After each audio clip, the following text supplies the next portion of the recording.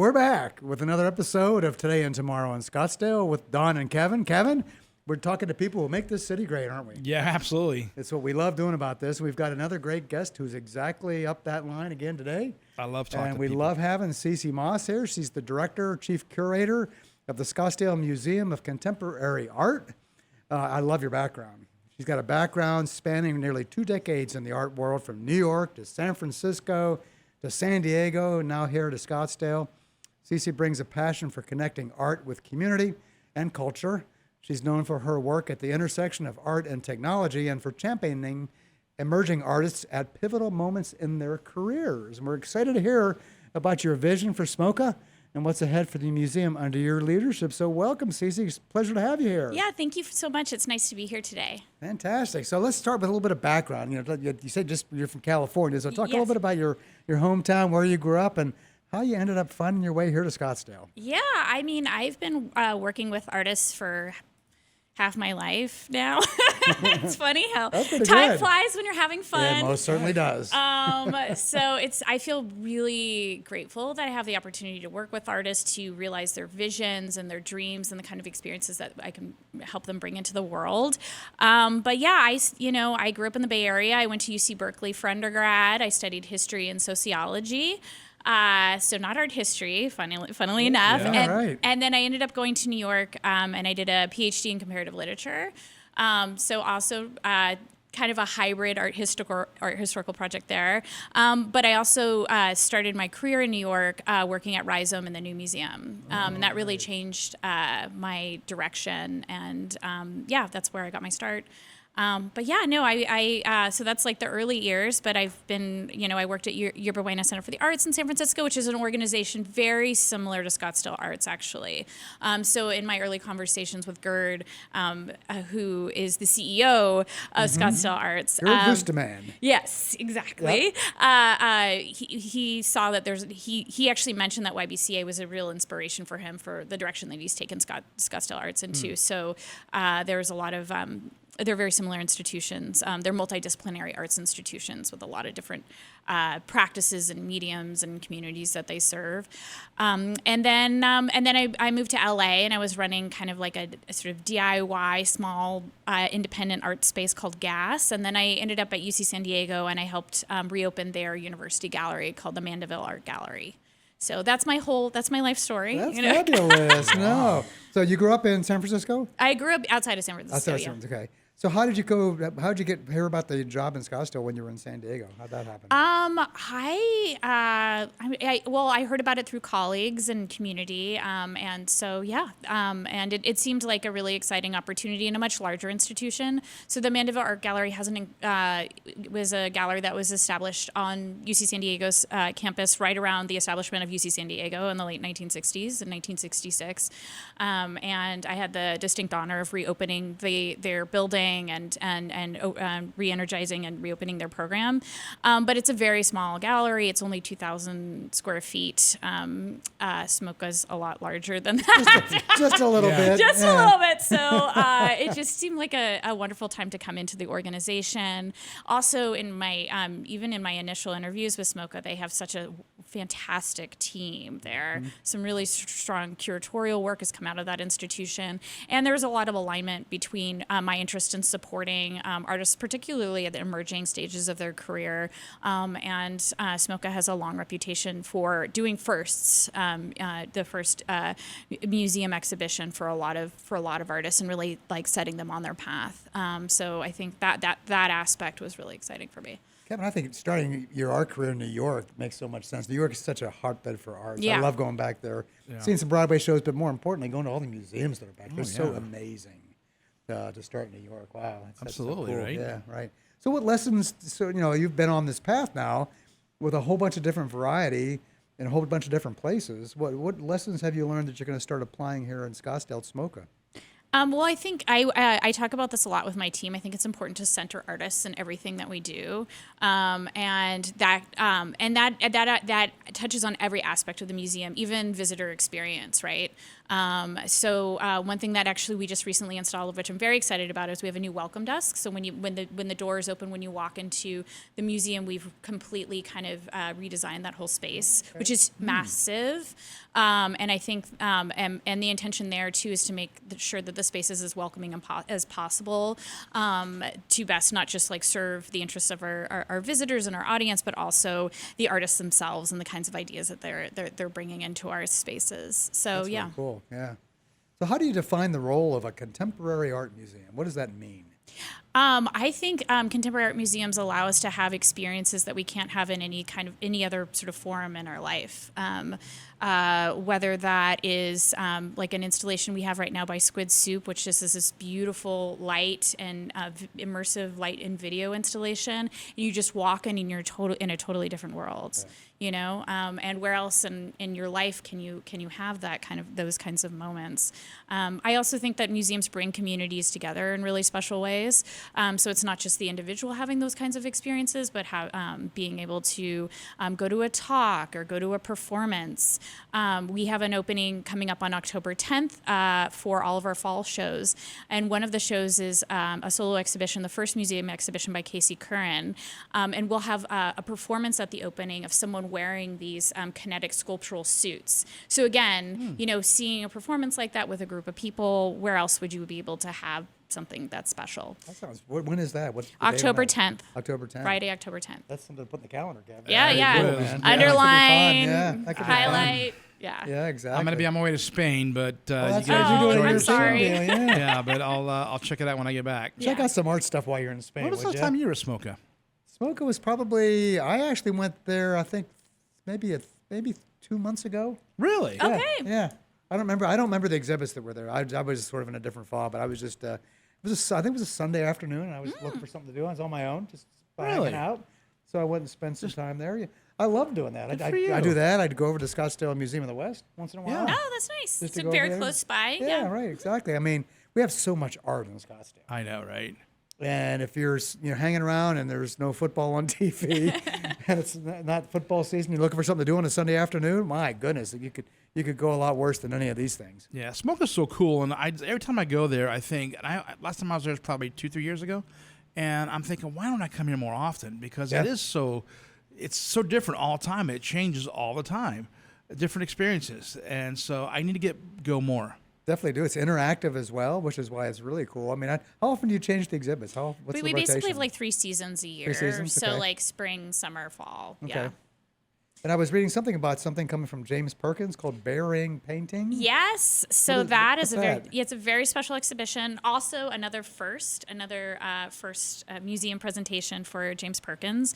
He's an artist who like just like the title points to, buries his paintings. So we actually did a residency here in Scottsdale at the Cattle Track Arts Compound. There you go, yeah. And he buried his paintings for a period of time. And there's some great footage actually in the show of the coyotes, the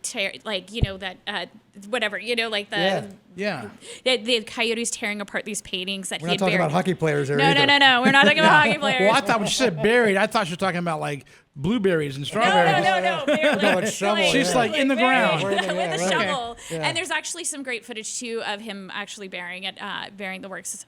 But he's interested in, having a really sort of physical, direct connection to the landscape here, and a dialogue there. And so these textiles and canvases that he's buried, he's unearthed for the exhibition, and so you actually get to see that those works on display.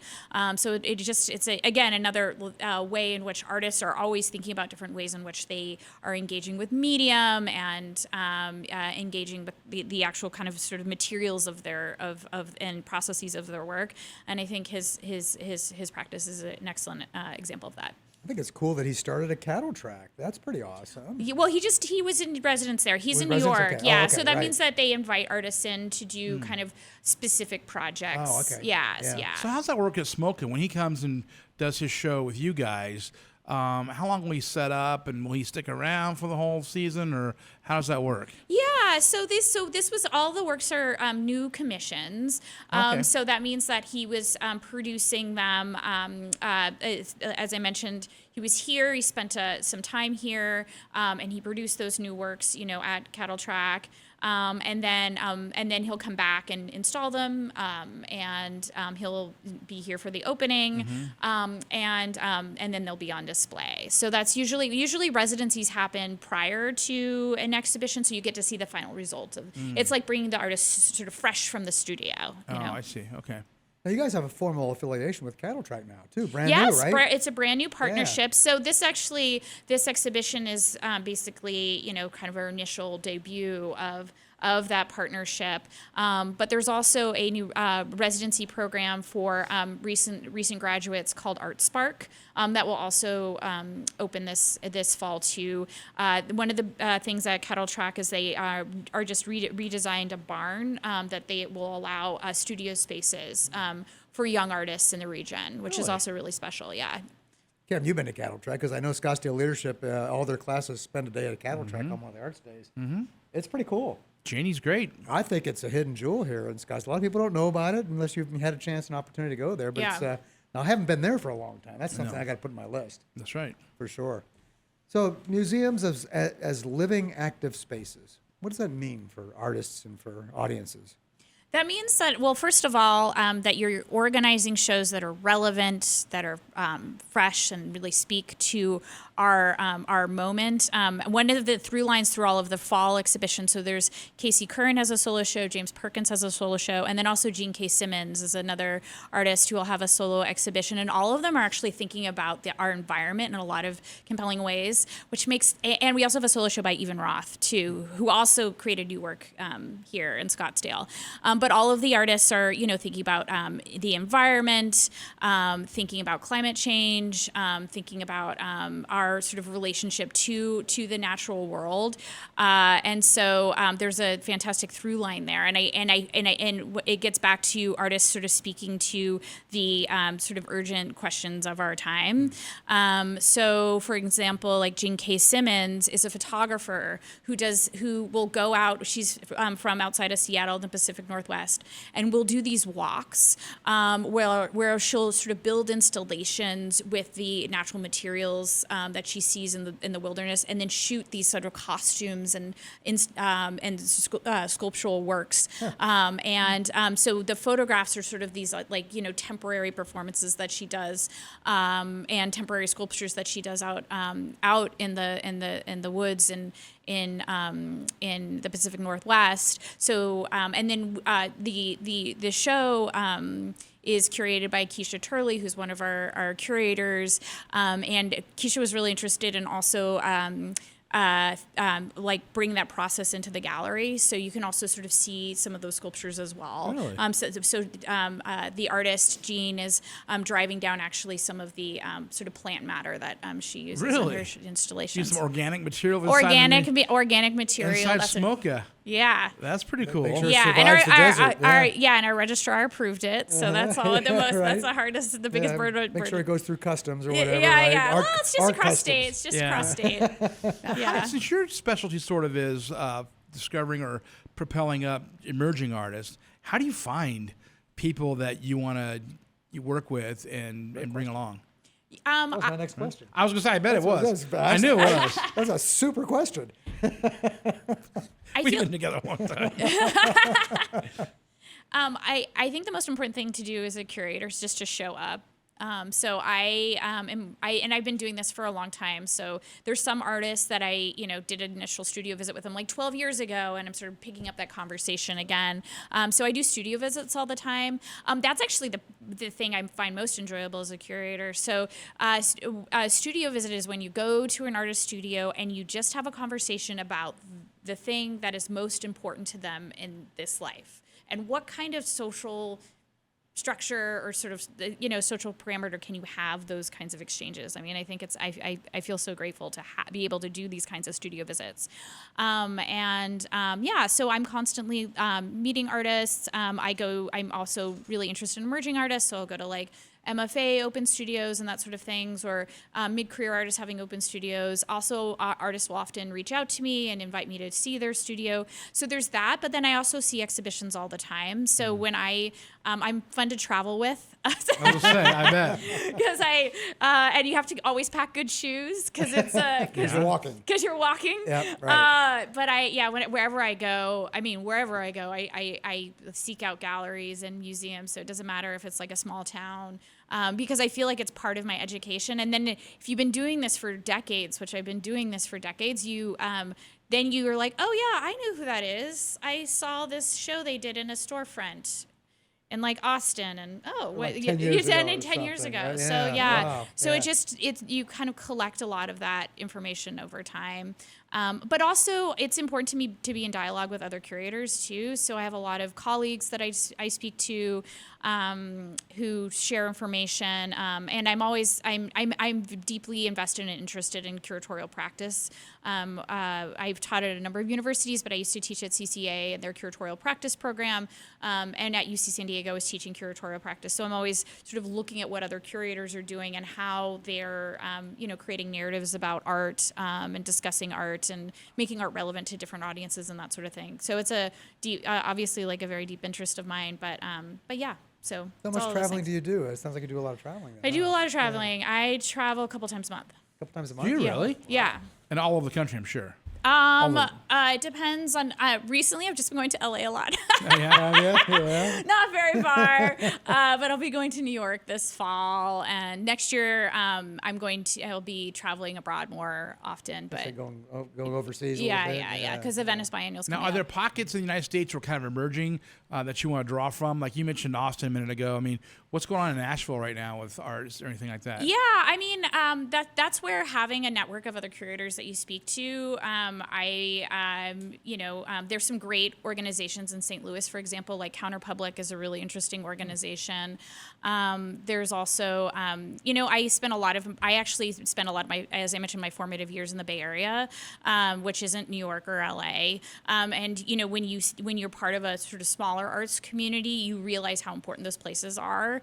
And so I am interested in places that are off the sort of beaten track too, and supporting artists from a lot of those different regions. And you see that in the fall shows too. Like Casey Curran is also from the Seattle area. So randomly we have two artists from the Pacific Northwest. Right. Wasn't like part of the memo or whatever, but I think that can be really it's important to have like a sort of national dialogue. But also SMoCA, if you look at its long exhibition history, has also shown a lot of international artists too. And so I do want to continue that as well. So not just artists in the United States and not just artists locally, but like have a good mix of all three. How do the issues of the time reflect what you choose and what you display? For example, we live in contentious times right now. Yeah. We all know that. How does that influence what you're thinking about in terms of upcoming exhibits and things you want to recruit? I think at the end of the day, it's important for people to be reminded of their core humanity and their shared connection. So when I mentioned that sort of community portion of how we conceive of shows and how we think about shows, people anywhere and at any time are infinitely curious.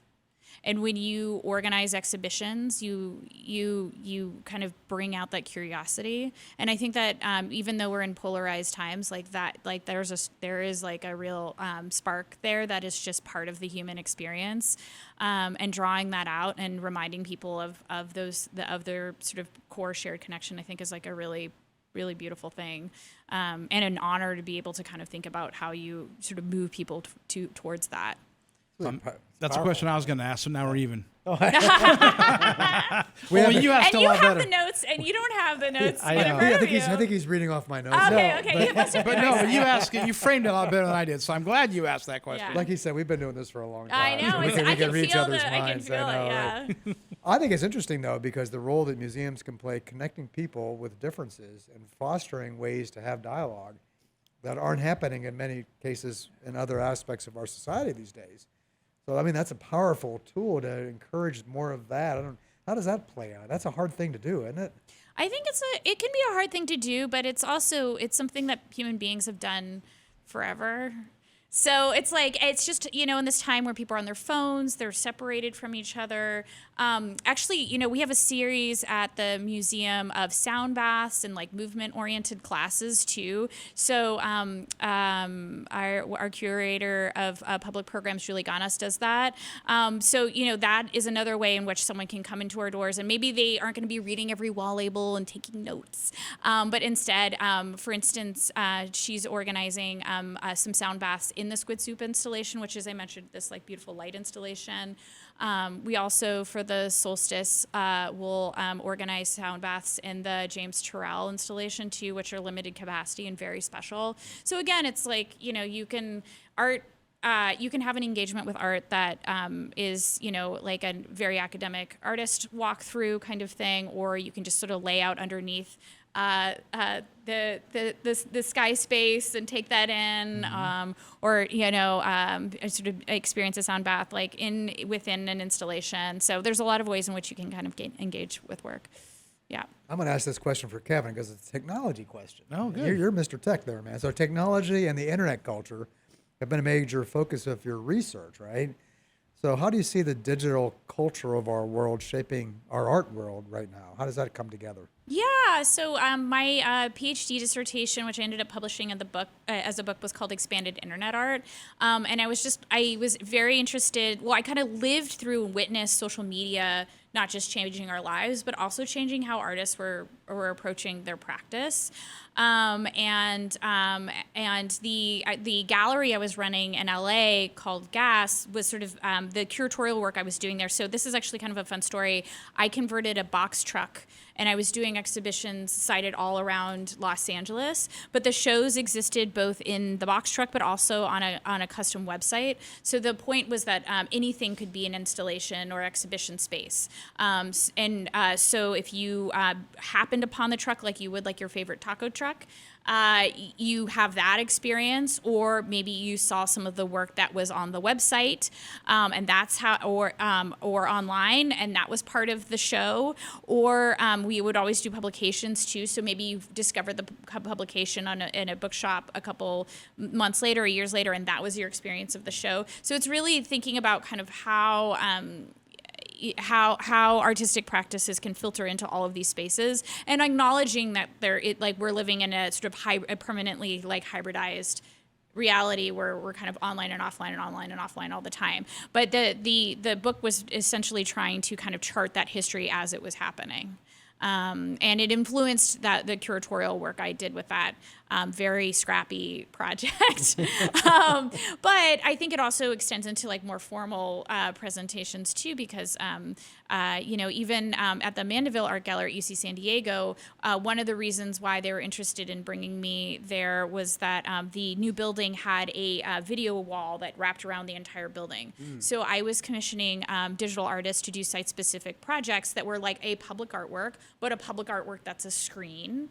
And then those works would also engage with work that was happening in the gallery, right? So just thinking about cool. Yeah, it is pretty cool. Yeah, it is pretty cool. Come to think of it. Yeah, come to think of it, it is pretty cool. So I'm always thinking about that, and absolutely I foresee, I really right now I'm fully absorbing all of the exhibitions that have happened at SMoCA, but I'm interested in its emphasis not just on contemporary art, but also architecture and design, which has always been part of the mission since they opened the museum. So one of the conversations that we're having with the curatorial team is sort of how do we think about architecture and design through the lens of technology, through the lens of this our current media environment, and really bring those conversations and topics in connection with what's happening in the space of innovation and tech too, in the kinds of programs and artists that we work with. What about AI? AI is affecting all of our lives. How is it affecting yours? I actually have a show that opens that I'm going to be touring to SMoCA that is about artificial intelligence. Right? I'm really in it, very much in it. But it's opening at my old job at the Mandeville Art Gallery in a couple of weeks. It's a show called Omni Intelligent, and it's about. A lot of the exhibitions about AI are basically, they're almost like a science fair where someone is it's artists using the technology and you're like, here it goes, here it is. But this show's actually reflecting on sort of AI's embeddedness throughout our whole society and culture, and how how it will affect how we approach intelligence, how we approach the self, how we think about consciousness. Like, it's much more of a philosophical kind of meditation on AI's influence on our world and on ourselves. And the project was initiated as with a group of artists where all of their works kind of speak to each other and in this immersive environment. I think about AI all the time, just as a person living in this moment. But working on that exhibition for the last year and a half, has really been I've been in it. Now, that show you're talking about in San Diego that's getting ready to open, was your capacity as a curator there, or the artist? Are you an artist? I'm a director. I was the director and chief curator at the Mandeville Art Gallery, so it's like the same job. So is that like a show you might bring here? I'm going to bring here next spring. You will. Oh, that's cool. Yeah. But are you an artist yourself? No, that's actually not at all. Really? I bet there's an artist in there somewhere. Come on. I'm not an artist. I love artists, though. So I kind of, my job is to advocate for artists. And I think it's, there's some artist curators who have a specific approach, but I think what that allows me to do is that it's, when I organize shows, I sort of see myself as more of a producer. Mm-hmm. Sometimes the curator artists kind of take that authority a little bit too much from the artist. And I feel confident and I know my lane, you know. So now you were talking earlier about your colleagues who are curators or that you network with. Yeah. Are a lot of curators also artists, or are they more like you who consider themselves to be a producer? Yeah, it's mixed. I mean, I know curators who've had were social workers initially, and then they got it. So a lot of people have different paths to this weird thing that we do. Yeah. But I think they're all valid, and I feel like I'm constantly learning from my colleagues and seeing what they do and how they think and how they they approach their work. And there's a different kinds of curators. Like I work primarily with visual art, but I also have colleagues who work with performing arts and film and different types of mediums, and we have different specialties. But I'm always, like I said, everywhere I go, I'm always go to the museum. That's the first stop off the plane. And it's and I'm always kind of checking out what other people are doing and how they're framing things. That's one of the nice things about Scottsdale Arts as a whole. It encompasses all of those mediums, which is pretty unique. Yeah. That was a big draw for me. Yeah. So to operate a contemporary art, architecture, and design museum in in the belly of this much larger parent organization that has an excellent education program. So the learning and innovation program is fantastic. That has a performing arts program. That has something like Canal Convergence, which is this major light and art festival. So I also I get to be kind of in an environment, almost an incubator for thought about how do we think about these different disciplines. Who can we reach? What does our what do audiences want? And also for the museum to be part of this larger creative campus too.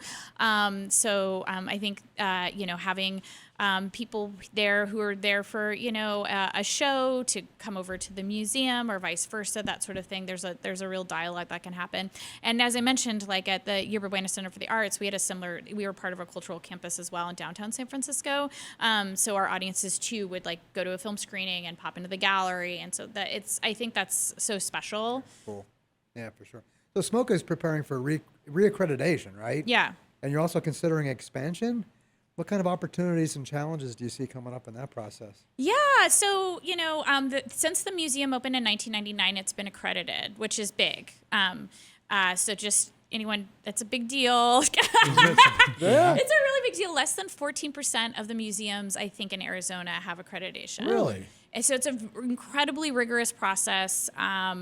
And it's managed by the American Association of Museums. So this is a larger national entity. You have to, and a big part of it is also tied to our collection. So SMoCA has a collection of about 2,000 objects. 650 of them are from folks in Scottsdale, which is great. And so they look at how how you're building a collection. They look at the lighting you have. They look at your security system. So I look at things from all of these different perspectives. Yeah. And an expansion coming up? And expansion. So that was another thing that in my early conversations with the institution, when they're trying to reel me in. Yeah. Trying to recruit you. Yeah. Gotta land you. They had me. They're like, and we want to do an expansion. But there's more. And there's more, exactly. So, I think that there's so much possibility there. And in many ways, the institution has kind of outgrown. So as I mentioned, our collections manager, Carrie Tovar, has done she's done an exceptional job like organizing our holdings, but we need more space. It'll allow us to have more space for exhibitions. It can really just shift the cultural work that we do and the offerings that we have in a major way. And after working on a building project at UC San Diego, I love building buildings, so I would like to build another one. So I was like, sure, sign me up. Where do I sign? Bring it on. So Gerd's got some big dreams for the whole campus. He does, and he's been able to realize them. Yep, and many of them, has. And quickly, and with a lot of support from the community here. So I feel, very grateful that I get to work with someone who not just talks the talk, but walks the walk. So Scottsdale's a hotbed for art, Yeah. and, galleries and all that stuff. We've got such a great reputation, and I think you guys are right in the core of it in terms of what you're doing. So it's so important for the overall image and reputation of the city, and as a draw as well. So that's fantastic. Yeah. Sometimes we have these guests on, and I guess I feel a little bit, I want to use the word guilty a little bit, because we have such a great gem of an organization here in Scottsdale under our nose, and I feel guilty a little bit because I don't patronize it enough as I should or need to, and I don't think that SMoCA is as recognized as it should be. It's such a great thing right in our own backyard. I hope that the future, this sounds like you're going to do a great job of helping propel that organization into the future, but take advantage of this thing. Go see how cool it really is. Yeah. Right? You guys still have the free, is it Target Tuesdays? Is that still going on? It's Pay What You Wish. Pay What You Wish on Tuesdays? On Thursdays. Thursdays? Okay. Yeah. And then, and we have a big opening on October 10th. Did I mention that already? You did. So, Yeah, did. October 10th. Come and visit. What time on October 10th? From 6 to 9. 6 to 9, okay. Yeah. And it's open to the public? It's open to the public, Okay, yes. so that's awesome. There's something for the calendar right And there's there. food trucks, and there's DJs. Oh, wow. right. We're October 10th. I'm writing that down. Yeah, write it October down. 10th. Join I'm going to go us. get a sound bath. Are Yes. you in Spain October 10th? I am in Spain, October. Well, you can come back and relax with us. All right. I'll take a picture and send it to him. Yeah, Yeah. there'll be one for the winter Oh, solstice. wait for me to get back. Well, when you get back, you can still go to the museum. That's true. So put that on your bucket list and make it happen, Kevin, for sure. Fantastic conversation. Cici, you're doing great there. We love the work you're doing. We love what you shared with us today, and keep it up. Just thanks. keep going. Yeah. And Yeah. Kevin, we got to keep finding guests like this to tell us what's happening in Scottsdale, right? This was a great story today. It sure was. Cici, thank you so much. Thanks Thank for you. all you do for the city, for our I guess arts we need to call you community. Dr. Moss, too, right? You can. Dr. Moss? Dr. Okay. Moss. All right. Dr. Moss, thank you. Yeah. Dr. Thank Moss, I you. presume. Yeah. Yeah, there you go. And thank you to all of you for listening. Great stories like this we have every single week. So subscribe, tell your friends about the good news that we bring about Scottsdale, and we'll see you for our next episode of Today and Tomorrow in Scottsdale.